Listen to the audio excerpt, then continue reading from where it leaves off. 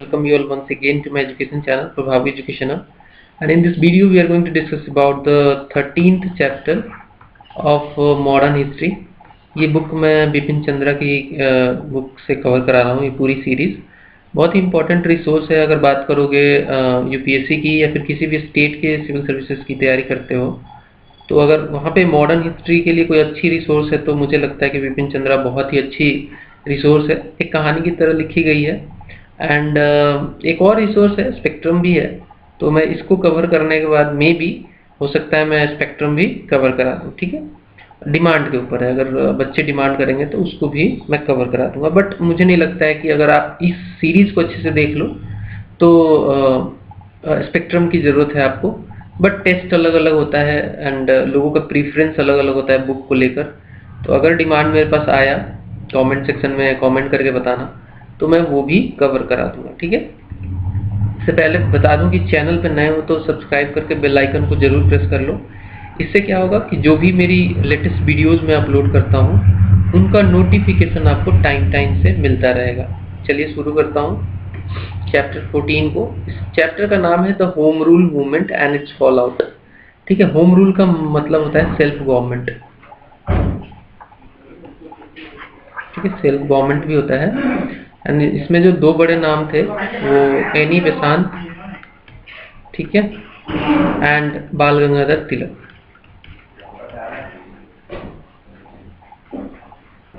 हालांकि ये बहुत ज़्यादा चार्ज मूवमेंट नहीं था, जैसे कि गदर में एक एनर्जी थी, गदर वाली जो मूवमेंट थी उसमें कुछ ज़्यादा ही एनर्जी थी। बट ये जो होम रूल मूवमेंट था ये it was less charge but it was more effective, because इसने मतलब सरकार को झुका दिया, ब्रिटिश गवर्नमेंट को। And it was basically led by Lokmanya Tilak and Annie Besant. आगे बढ़ते हैं। तो देखो हुआ क्या कि 1914 में 16 जून को 1914 में तिलक को रिलीज किया गया। इनको 6 साल के लिए मंडले जेल भेजा गया था, जो कि बर्मा में पड़ता है। उस समय की जो सेडिशियस एक्टिविटी के नाम पे इनको मंडले जेल भेज दिया गया था। तो ये 6 साल का अपना टर्म कंप्लीट करके जब ये वापस आए तो तिलक इनिशियली कॉन्सेंट्रेट किया उन्होंने readmission into the Indian National Congress, because Congress accept नहीं कर रही थी। 1907 में क्या हुआ था, सूरत अधिवेशन में कांग्रेस मॉडरेट और एक्सट्रीमिस्ट में बट गई थी और बात इतनी ज़्यादा बढ़ गई थी कि एक दूसरे के दुश्मन हो गए थे ये दोनों ग्रुप। तो कहीं ना कहीं तिलक जो थे वो एक्सट्रीमिस्ट थे और उनको एक्सेप्टेंस इंडियन नेशनल कांग्रेस में उस समय नहीं था। बट तिलक चाहते थे कि उनका री एडमिशन हो इंडियन नेशनल कांग्रेस में। तो इनिशियली जब वो आए मंडले से तो उनका सारा फोकस था कि वो इंडियन नेशनल कांग्रेस में एटलीस्ट उनको जगह मिले, री एडमिशन मिले, ठीक है। नेक्स्ट पॉइंट है to consolidate the moderates government repression trying in India as Irish home rulers not for the overthrow of government sure the government of his loyalty. तो तिलक जब आए तो उनके साथ एक आइडिया लेके आए। वो आइडिया ये था कि हम लोग होम रूल गवर्नमेंट बनाएंगे ऑन द बेसिस ऑफ जो आयरिश होम रूल उस समय काफ़ी फेमस था, जिसमें कि कॉलोनीज को, आयरिश कॉलोनीज को सेल्फ रूल करने का पावर दिया गया था। तो वो एक जो होप लेके आए थे तिलक, वो यही था कि इंडिया को भी आयरिश जो होम रूल है उसी के तर्ज पे इंडिया को भी होम रूल करने का, सेल्फ गवर्नमेंट का राइट मिलना चाहिए। एंड इसके लिए वो एक्चुअली ये भी नहीं चाहते थे कि वो मॉडरेट के अगेंस्ट जाएं। एंड इनफैक्ट वो गवर्नमेंट के रिप्रेशन से भी बचना चाहते थे। वो अब नहीं चाहते थे कि फिर से दोबारा उनको जेल भेजा जाए, बट ये जरूर चाहते थे कि home rule on the basis of जो आयरिश गवर्नमेंट ने किया था उसी के तर्ज पे हमारे कंट्री में भी सेम सिस्टम बनाया जाए, हमारे कंट्री को भी सेल्फ गवर्नमेंट का राइट दिया जाए। एंड उनका मोटो ये नहीं था कि वो ओवरथ्रो करे गवर्नमेंट को। उन्होंने क्लियरली बोला था एक भाषण में, एंड उन्होंने ये भी बोला था, तिलक की बात कर रहा हूँ मैं, कि हम लोग जो हैं अब गवर्नमेंट की वो लॉयल्टी दिखाएंगे, हम लोग एश्योर करेंगे गवर्नमेंट ऑफ हिज लॉयल्टी। मतलब कि तिलक अपनी और उनके फॉलोअर्स जो उस समय थे वो लॉयल्टी दिखाएंगे गवर्नमेंट को, ठीक है। आगे बढ़ते हैं।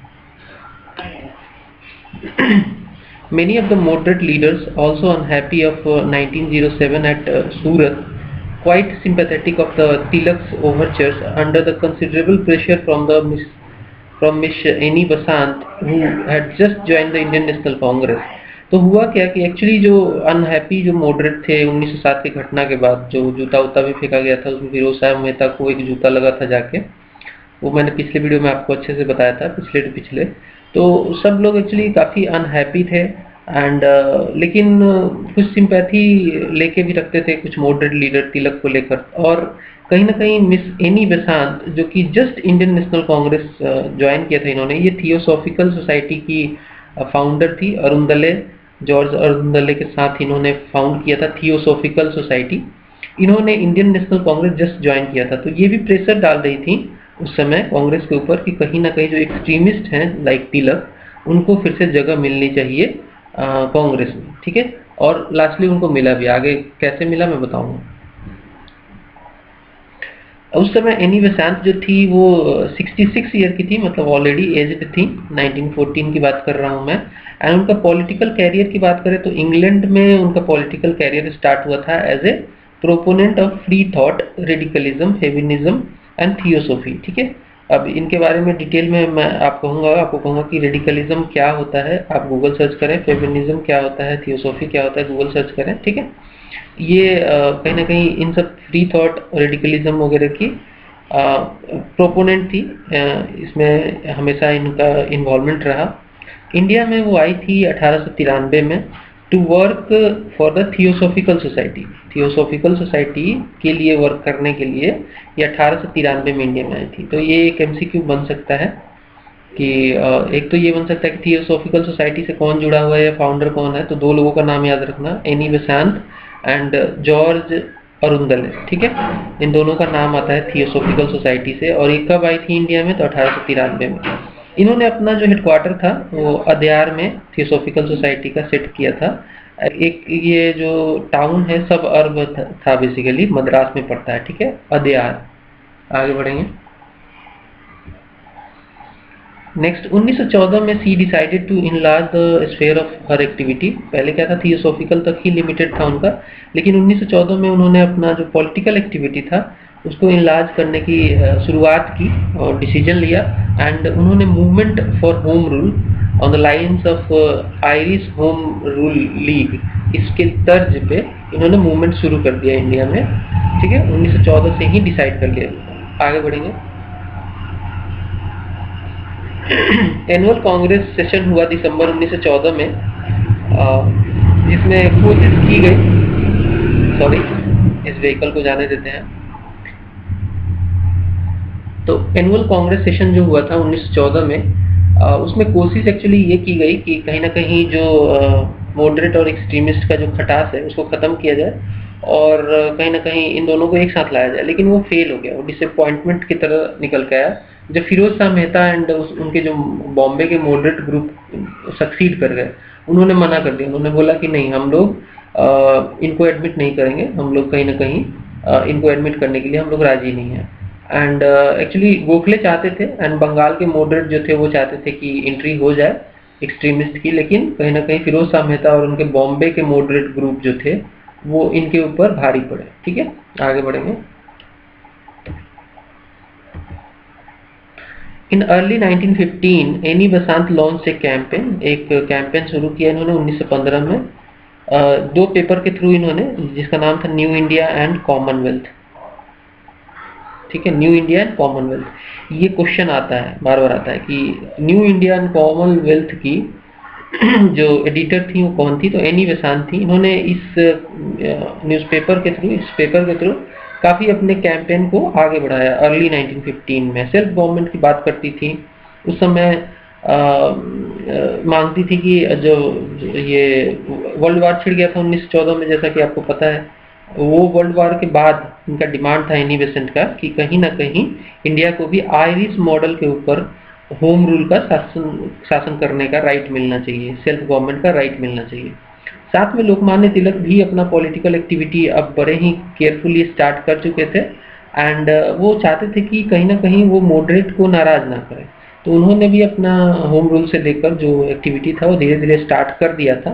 तो अर्ली 1915 में एनी बेसांत और लगभग उसी समय अपने बाल गंगाधर तिलक दोनों ने कहा कि कहीं ना कहीं जो वार खत्म होगा उसके बाद इंडिया को होम रूल करने का राइट दे दिया जाए, सेल्फ गवर्नमेंट का राइट दे दिया जाए। आगे बढ़ेंगे, और इसमें दो इंपॉर्टेंट याद कर लेना, new India and Commonwealth is basically किसके एडिटरशिप में था, तो एनी बेसेंट के। ठीक है, आगे बढ़ेंगे। नेक्स्ट पॉइंट है लोकल एसोसिएशन भी सेट किए गए in UP and in many Maharashtra towns in August and September. Local association were set up in many Maharashtra in August and September. इसी साल की बात कर रहा हूँ मैं, 1915 में ही। And they were basically concentrated more on emphasizing the need for unity in Congress. The annual session of December 1915 extremist को अलाउ किया गया बिकॉज डेथ हो गया था फिरोज शाह मेहता का, जो कि आर्डेंटली एक्चुअली अपोज कर रहे थे, और उनका डेथ होते ही एक्सट्रीमिस्ट को जगह दिसंबर 1915 में मिल गई कांग्रेस में। ठीक है, रास्ता थोड़ा थोड़ा क्लियर हो गया। लोकल एसोसिएशन भी महाराष्ट्र में सेटअप किए गए अगस्त एंड सितंबर में, होम रूल पर्पस से लेकर। ठीक है, आगे बढ़ेंगे। Any बेसांत did not succeed in, Congress को मना नहीं पाई एनी बेसांत एक्चुअली, और मुस्लिम लीग को भी का भी सपोर्ट नहीं ले पाई to set up the home rule leagues. Actually जो कांग्रेस था उस समय और मुस्लिम लीग था वो मना कर रहा था, एनी बेसांत को कहीं ना कहीं सहमति नहीं दे रहा था कि होम रूल लीग सेट किया जाए। बट उन्होंने, एनी बेसांत ने सक्सेस पाया, कांग्रेस को थोड़ा सा प्रजॉर्ट किया कि ठीक है कोई बात नहीं, अभी नहीं सेटअप करने दोगे तो कोई बात नहीं, एजुकेटिव प्रोपेगेंडा तो फैला सकते हैं ना।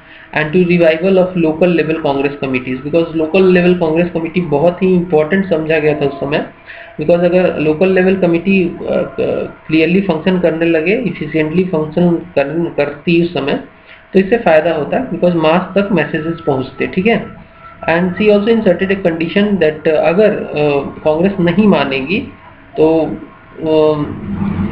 Did not start this activity by September 16 she would be free to set up her own league. तो उन्होंने कहा, कंडीशन रख दिया कांग्रेस के ऊपर कि अगर कांग्रेस सितंबर 1916 तक नहीं मानेगी तो मैं अपना तो लीग इस्टेब्लिश कर ही लूंगी। ठीक है, तो ये धमकी की तरह एक कंडीशन इंसर्ट किया। ठीक है, इन्होंने प्रेशर बनाया कांग्रेस के ऊपर। उस समय तिलक ने अपना होम रूल सेटअप कर लिया, बॉम्बे प्रोविंशियल कॉन्फ्रेंस हेल्ड करके बेलगांव में अप्रैल 1916 में तिलक ने अपना होम रूल सेटअप कर लिया। कहाँ किया? बॉम्बे प्रोविंशियल कॉन्फ्रेंस में बेलगांव में इन्होंने अपना होम रूल लीग सेटअप कर लिया।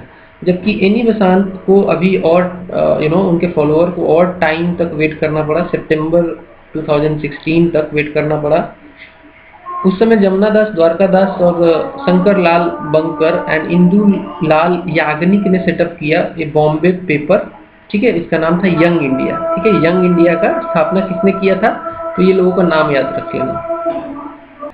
ठीक है, तो एक्चुअली यंग इंडिया जुड़ा हुआ है ज्यादातर गांधी जी के नाम से जुड़ा रहता है, इसमें बहुत सारे आर्टिकल लिखे हुए हैं गांधी जी ने, लेकिन ये सेटअप किया गया था जमुना दास, द्वारका दास, शंकर लाल बंकर और इंदुलाल याग्निक के द्वारा। ठीक है, आगे बढ़ेंगे। ऑल इंडिया प्रोपेगेंडा फंड भी रेज करने लगे ये लोग through the publishing pamphlet in regional languages in English. ठीक है, तो ये क्या करते थे? पैम्फलेट बेचते थे और उससे जो पैसा कलेक्ट होता था उसको एक ऑल इंडिया प्रोपेगेंडा फंड की तरफ बना दिया इन्होंने, ताकि सरकार को एक्चुअली प्रोपेगेंडा फैलाना, सरकार को लेकर यही तो टारगेट होता था पहले के मूवमेंट्स का। होम रूल मूवमेंट का भी यही टारगेट था कि प्रोपेगेंडा फैलाया जाए, उसके लिए एक फंड की जरूरत थी जिसको उन्होंने मीट किया by publishing the pamphlet in regional languages and in English. ठीक है, आगे बढ़ेंगे।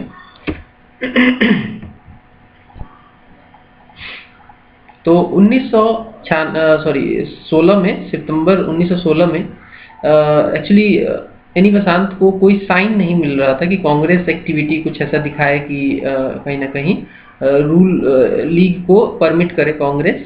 तो कोई साइन जब नहीं दिखा तो इन्होंने अपने जो लेफ्टिनेंट थे जॉर्ज अरुंदले, उनके साथ मिलकर सितंबर 1916 में जो कि मतलब जॉर्ज अरुंदले क्या थे? उनके थियोसोफिकल फॉलोअर थे, उनके साथ मिलकर इन्होंने लीग की स्थापना कर ली। ठीक है, तो यहाँ पे देखो लोकमान्य तिलक ने पहले कर ली थी। ठीक है, और यहाँ पे इन्होंने सितंबर 1916 में एनी बेसांत ने भी कर ली थी, दोनों ने 1916 में ही की थी। ठीक है, आगे बढ़ेंगे, लेकिन मंथ अलग अलग।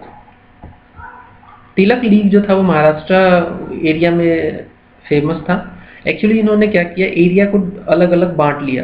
तिलक के लीग को जो फंक्शन करने के लिए, जो प्रोपोगेंडा फैलाने के लिए जो एरिया दिया गया वो महाराष्ट्र था, excluding Bombay city.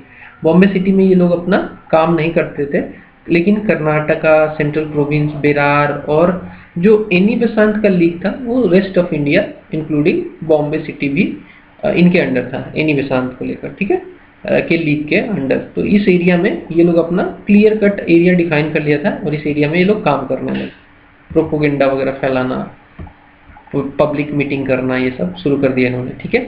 Tilak also linked up question of swaraj with demand for formation of linguistic state and education in vernacular language and from one separate state each for Marathi, Telugu, Kannadi's province। तो उसी समय, इसी दौरान जो ये actually movement कर रहे थे, पब्लिक मीटिंग कर रहे थे लीग के लिए तिलक, उसमें इन्होंने कहीं ना कहीं स्वराज को लिंक कर दिया, demand for formation of linguistic state. ये आता है, ये क्वेश्चन आता है, स्वराज को किसने लिंक किया था for the demand for the formation of linguistic state such as and education in vernacular, ठीक है। तो उनका नाम है तिलक।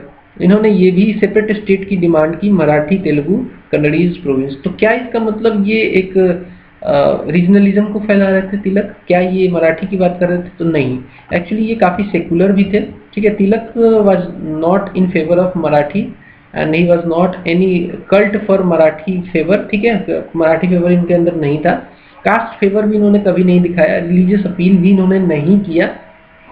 तो तिलक एक कहीं ना कहीं तिलक का जो मूवमेंट था उसमें ये सारे जो इल्स थे वो नहीं थे। And Tilak league furthered its propaganda efforts by publishing 6 Marathi and 2 English pamphlets. यहाँ पे देखो, ठीक है, 6 मराठी एंड 2 इंग्लिश पैम्फलेट्स इन्होंने अपना जो प्रोपोगेंडा के लिए फर्दर करने के लिए ये इन्होंने इसको पब्लिश करना शुरू कर दिया, गुजराती में, कन्नड़ा में, ठीक है, और मराठी में भी, ठीक है, गुजराती और कन्नड़ा में भी और मराठी में भी। The league was organised into 6 branches, जो इनकी लीग थी तिलक की, 1 each in central Maharashtra, Bombay city, Karnataka, central province and 2 इन बेरार। ये एक्चुअली इनकी नहीं, ओवरऑल लीग जो थी, होम रूल लीग, उसकी बात कर रहा हूँ, दोनों की मिला के, ठीक है। आगे बढ़ेंगे,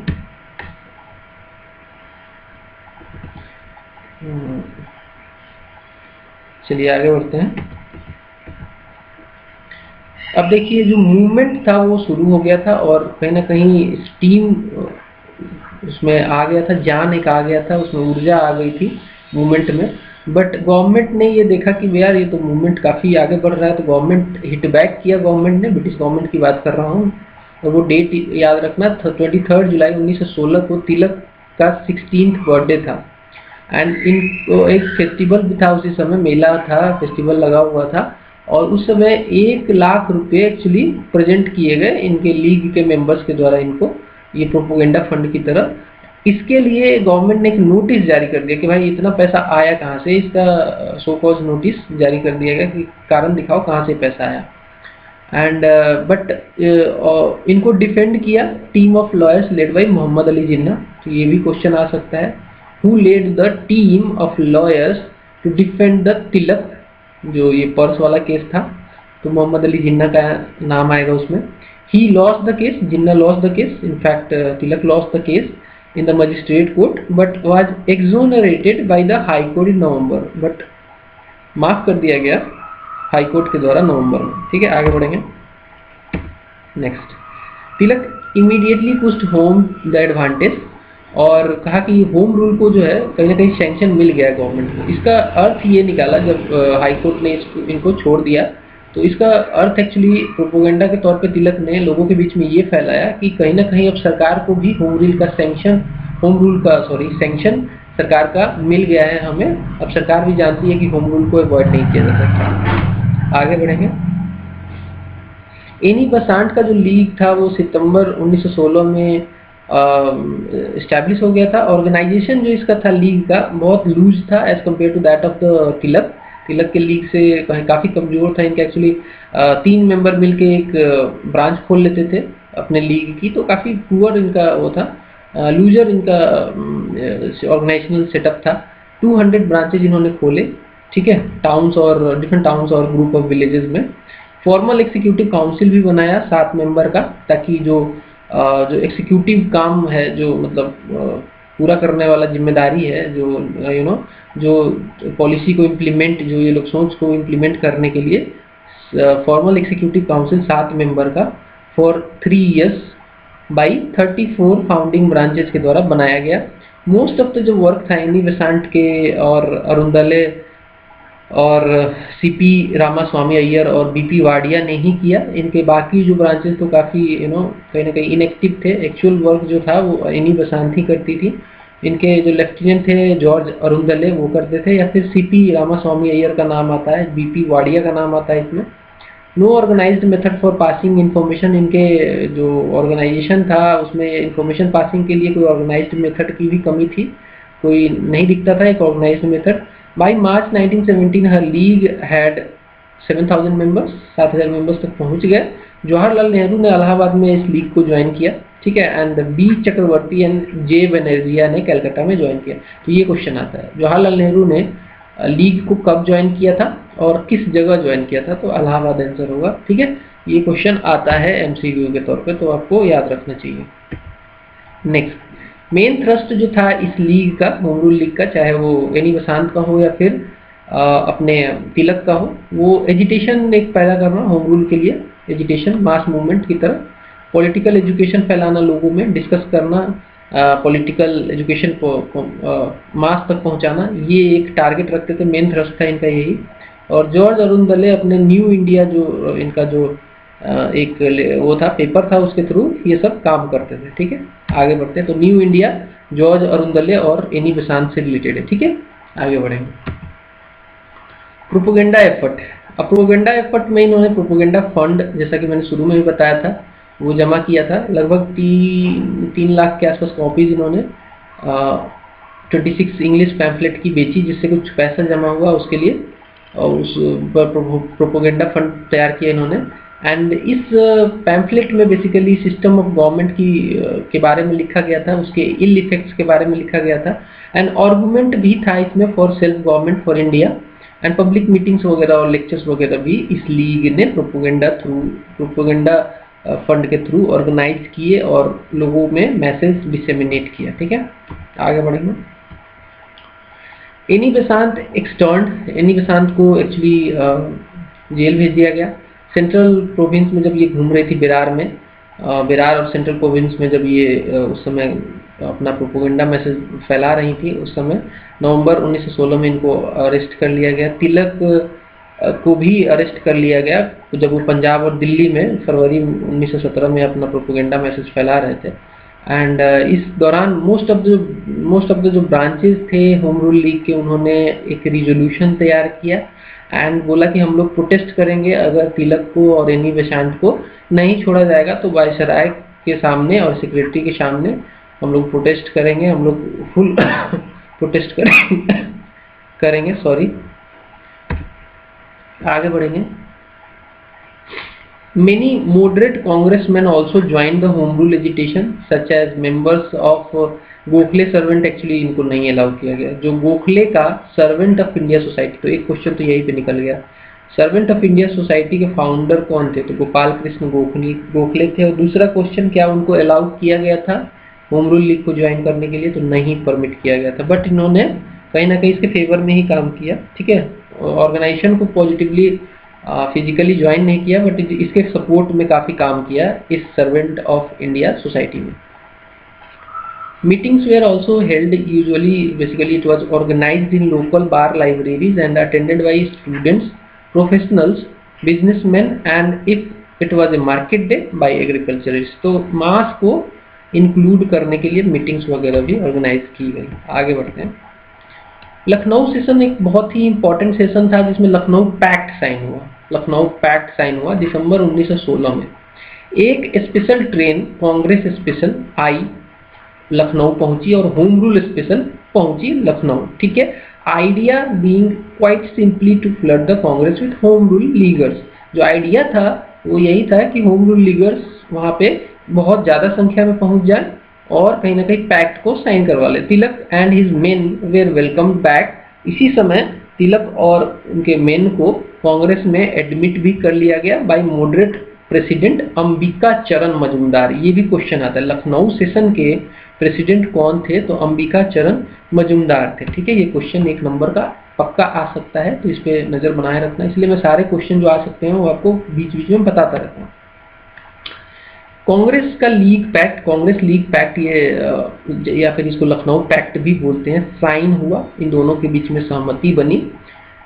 क्रिटिसिज्म एक्चुअली ये इस पैक्ट का था कि कहीं ना कहीं कहा जाता था एक्सपर्ट के द्वारा कि ये पैक्ट ने मुस्लिम लीग के लिए कुछ ज़्यादा ही छोड़ा है, कुछ ज़्यादा ही दिया है। वो क्या था कि जो सेपरेट इलेक्टोरेट का जो मैटर था वो एक्सेप्ट कर लिया गया था कांग्रेस के द्वारा लीग के लिए। ठीक है, तो तिलक ने कहा कि नहीं, it is very important thing that we stand on the platform united in race, united in religion and united as regards in every matter. ठीक है, तो इन्होंने कहा तिलक ने कि नहीं, ये जरूरी है।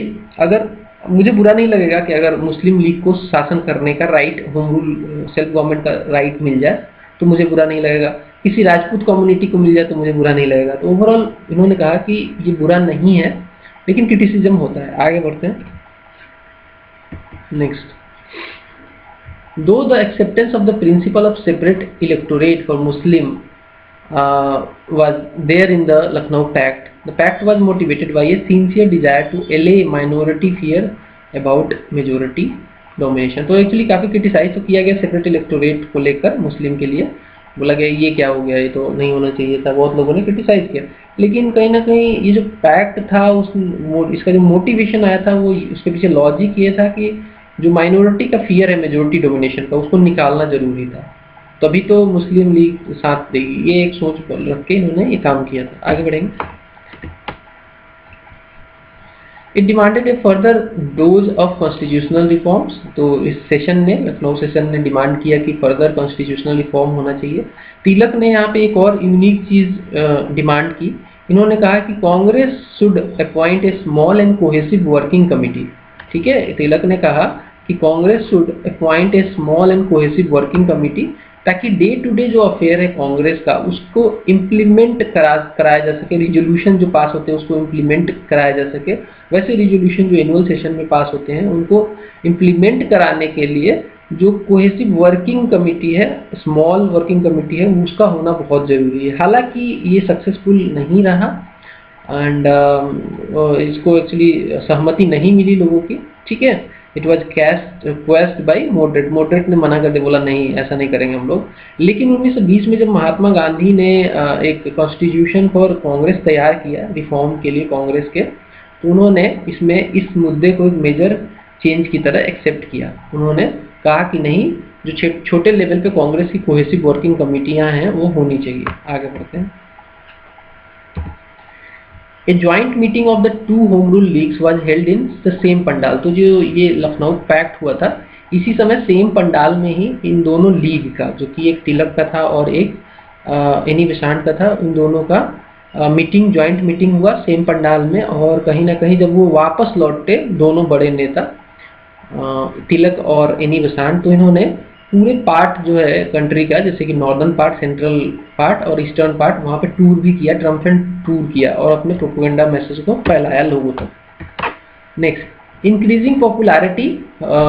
जब होम रूल मूवमेंट की देखी गवर्नमेंट ने, तो गवर्नमेंट से रहा नहीं गया और गवर्नमेंट का रैथ जो था, जो क्रोध था, वो सामने नजर आया, निकल के आया। मद्रास गवर्नमेंट ने क्या किया, मोस्ट हार्श एक्शन लिया जब उन्होंने स्टूडेंट को बैन कर दिया। बोला कि होम रूल लीग में स्टूडेंट पार्टिसिपेट नहीं करेंगे और करेंगे तो उनको बैन कर दिया जाएगा यूनिवर्सिटी से। तिलक का रिस्पांस काफ़ी अच्छा था। तिलक ने कहा कि देखो स्टूडेंट एक्चुअली, आप स्टूडेंट को कब तक रोकोगे, स्टूडेंट तो इस मूवमेंट का, यंग जनरेशन है एक्चुअली, इस मूवमेंट का पार्ट तो बनेंगे।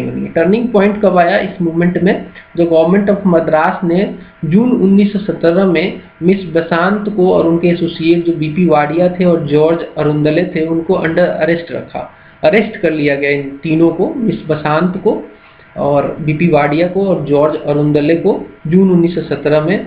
तो इसके रिस्पॉन्स में एक नेशन वाइड प्रोटेस्ट हुआ। सर एस सुब्रमण्या अय्यर ने उसी समय अपना नाइटहुड छोड़ दिया, त्याग दिया। ठीक है, ये क्वेश्चन आता है। सर सुब्रमण्या अय्यर ने क्या छोड़ा था, रिनाउंस किया था, तो नाइटहुड रिनाउंस किया था किसके अगेंस्ट में, जब मिस बेसांत को, बीपी वाडिया को और जॉर्ज अरुणदले को अरेस्ट किया गया था। मॉडरेट लीडर्स जो कि पहले अपने आप को दूर रखते थे होम रूल लीग से, जैसे कि मदन मोहन मालवीय, सुरेंद्र नाथ बनर्जिया और मोहम्मद अली जिन्ना, वो लोग भी एज ए मेंबर इनलिस्ट कर लिया उन्होंने होम रूल लीग का। ठीक है, ये सपोर्ट के चक्कर में, मिस बेसांत को सपोर्ट करने के चक्कर में, बीपी वाडिया को सपोर्ट करने के लिए, जॉर्ज अरुणदले को सपोर्ट करने के लिए इन लोगों ने होम रूल लीग को ज्वाइन कर लिया। At a meeting of AICC on 28th July 1917, Tilak advocated the use of weapon of passive resistance। तो 1917 में 28 जुलाई ऑल इंडिया कांग्रेस की जो मीटिंग हुई थी उसमें कहीं ना कहीं तिलक ने प्रोपोगेट किया कि पैसिव रेजिस्टेंस या फिर सिविल डिसोबीडियंस हम लोग अब शुरू करेंगे। ठीक है, एंड बेरार और मद्रास जो उस समय उनका हब था होम रूल का, उन्होंने इसको एक्सेप्ट भी किया, but most of the others were in favour of waiting. इन्होंने कहा कि नहीं, अभी वेट करना चाहिए। गांधी जी के इंस्टेंस पे शंकरलाल बंकर ने और जमुना दास द्वारका दास ने कलेक्ट किए लगभग 1000 से ज्यादा लोगों का signature to defy the internment of home, internment of, ठीक है, अपना ये जो मिस बेसांत थी, बीपी वाडिया था, जॉर्ज अरुणदले थे, इनका इंटरमेंट के लिए। आगे बढ़ेंगे। गवर्नमेंट इन ब्रिटेन जब प्रेशर ज़्यादा बढ़ गया तो उन्होंने कंसिलिएटरी पोस्चर दिखाया। उस समय के जो नए सेक्रेटरी थे, सेक्रेटरी ऑफ स्टेट, उनका नाम था मॉन्टेग्यू। उन्होंने एक हिस्टोरिकल डिक्लेरेशन यहाँ पे मेड किया। ये इम्पोर्टेंट है। कब किया? तो 1917 20 अगस्त को historical declaration of house of Commons, in the house of Commons, 20 अगस्त 1917 को, जब उन्होंने कहा कि अब टाइम आ गया है, the policy of his majesty government is that of the increasing association of Indians in every branch of administration and the gradual development of self governing institution. तो self government को बढ़ाने के लिए जो हिस्टोरिकल डिक्लेरेशन था वो Montagu के द्वारा 20 अगस्त 1917 को ब्रिटेन के हाउस ऑफ कॉमन में जारी किया गया स्टेटमेंट। लेकिन एक अकम्पनिंग क्लॉज में इन्होंने ये क्लैरिफाई कर दिया कि जो नेचर होगा या फिर टाइमिंग होगा इस क्षेत्र में आगे बढ़ने का, वो गवर्नमेंट एलोन डिसाइड करेगी। तो मतलब कि एक तरह से लॉलीपॉप दिया फिर छीन भी लिया, बोला कि हम ही डिसाइड करेंगे कब देना है कब नहीं। तो ये एक क्लॉज जो था वो ठीक नहीं था। आगे बढ़ते हैं। Annie Besant was release in September 1917। Pressure आ गया था सरकार के ऊपर, तो एनी बेसांत को छोड़ दिया सितंबर 1917 में। And at Tilak suggestion she was elected president at the annual session of December 1917। तो ये क्वेश्चन आता है कि एनी बेसेंट किसके सजेशन पे एनुअल सेशन जो कांग्रेस का था उसकी प्रेसिडेंट बनी? तो आंसर है तिलक। और कब बनी? तो दिसंबर 1917। During 1918 various factors combined to diffuse the energies. तो जो होम रूल का जो एनर्जी था वो एक्चुअली 1918 के बाद धीरे धीरे गिरने लगा। उसका एक बहुत बड़ा रीजन था कि मॉडरेट पैसिफिक नेचर के थे, वो नहीं चाहते थे कि जो मतलब ये पेस है वो बरकरार रहे, वो एक्चुअली पैसिफिक नेचर के थे। और रिफॉर्म जो वादा किया जो मॉन्टेग्यू ने, उसके फेवर में आ गए। They put off by talk of civil disobedience and did not attend the Congress from September 1918 onwards।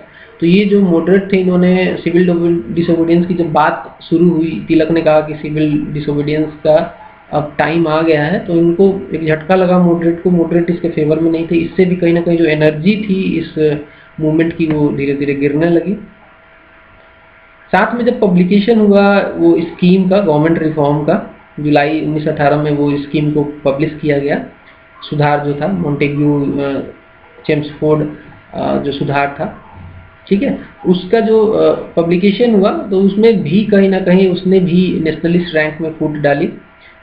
ठीक है, कुछ लोग उसके फेवर में जाने लगे, कुछ ने कहा कि नहीं बुरा तो है, इतना अच्छा नहीं है, लेकिन एक बार ट्राई करना चाहिए। कुछ लोगों ने कहा कि नहीं ये तो बिल्कुल गड़बड़ है। इनफैक्ट अगर बात करें एनी बेसांत की, तो सी initially along with Tilak considered the reform unworthy of Britain to offer the India to accept, but later argued in favor of acceptance। तो तिलक was more consistent in his approach। तिलक चाहते थे कि हम इसको एक्सेप्ट ना करें, लेकिन एनी बेसांत के प्रेशर पे धीरे धीरे एनी बेसांत अगेंस्ट हो गई, तो ये मूवमेंट में दम नहीं बचा, धीरे धीरे डिक्लाइन की तरफ ये बढ़ने लगा।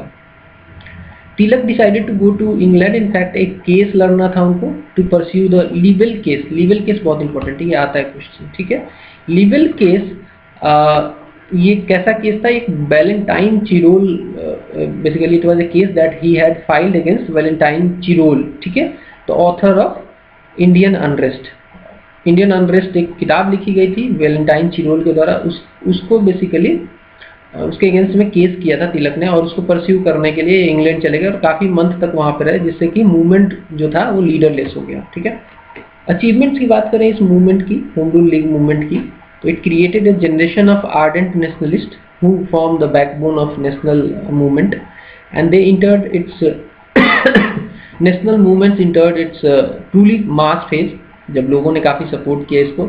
And it also created organisational links between the town and country, जो छोटे छोटे टाउन्स थे और कंट्री के बीच में लिंक शुरुआती दौर में क्रिएट किया गया, लेकिन बाद में इस पे ज़्यादा फोकस नहीं किया गया, तो later on it proved invaluable in the later years later. Next, entry of Mohandas Karamchand Gandhi, a man who had already made a name for himself with his leadership of the struggle of Indians in South Africa and by leading the struggles of Indian peasants and workers in Champaran, Ahmedabad and Kheda। Entry हो गई इनकी। ये क्या था, उस समय भारत में आ चुके थे महात्मा गांधी, मोहनदास करमचंद गांधी, और इन्होंने काफ़ी कुछ मूवमेंट्स भी लीड कर चुके थे, जैसे कि इससे पहले तो साउथ अफ्रीका में तो आपको पता ही होना चाहिए साउथ अफ्रीका में क्या क्या किया इन्होंने, रेशियल डिस्क्रिमिनेशन, बहुत सारी चीज़ों के अगेंस्ट में लड़े वहाँ पे। इंडिया में आए तो चंपारण में पहला सत्याग्रह किया, फिर अहमदाबाद में और खेड़ा में भी इन्होंने सत्याग्रह किया, ठीक है। आगे बढ़ेंगे। मार्च 1919 में सत्याग्रह इन्होंने एक और किया, जब रॉलेट एक्ट के अगेंस्ट में इन्होंने सत्याग्रह शुरू किया, ठीक है। तो ओवरऑल गांधी के लिए एक प्लेटफॉर्म सेट हो चुका था, और गांधी का प्लेटफॉर्म होम रूल लीग ने ही सेट किया था, और उसके बाद मूवमेंट का जो है वो रंग रूप ही बदल गया। तो एक एक करके इसको भी देखेंगे, एंट्री ऑफ गांधी वगैरह सब कुछ देखेंगे, ठीक है। तो इस चैप्टर में इतना ही। आई होप कि आपको पसंद आया होगा, पसंद आया तो लाइक मारना, शेयर करना दोस्तों के साथ, subscribe to this channel right now, ठीक है। मिलते हैं अगले वीडियो में, तब तक के लिए नमस्कार।